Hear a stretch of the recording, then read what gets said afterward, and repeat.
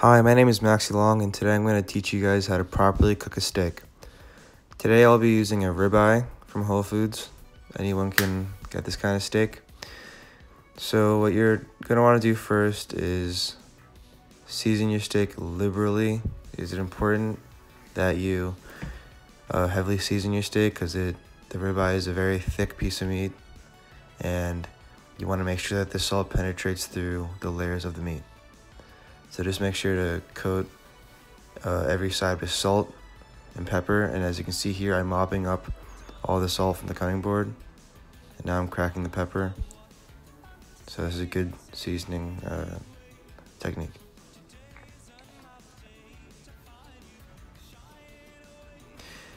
Next, you want to put oil into a preheated pan on medium-high heat, and then put the steak in the pan when you want to hear a sizzle. And then I want to show you guys, as you can see around the sides of the steak, you can see that they're starting to brown, and that indicates whether you can turn it or not. It's kind of like pancakes when there's bubbles on the side, and this is the crust that I formed.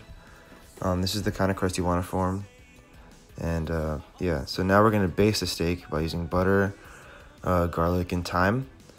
And the oil in the pan is going to prevent the butter from burning, so you won't get like a dark brown, nasty kind of brown butter.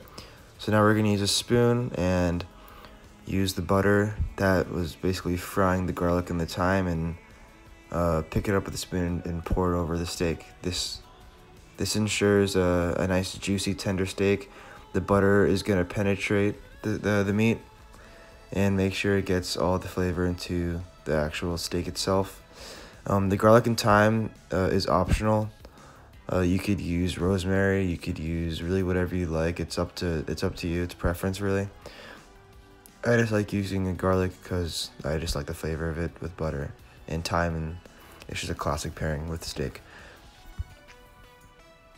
So as you can see here, I put the thyme on the steak.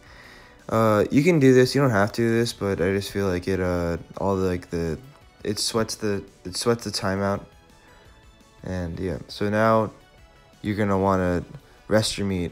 That's very important. If you don't rest your meat, then it's gonna keep cooking and it's gonna be very chewy. So please rest your meat when you're done cooking it. You can rest it with the thyme and garlic on top, as I did. So now this is the cross section of the steak. As you can see, I got a pretty accurate medium steak, which is what I was aiming for. And yeah, thank you guys.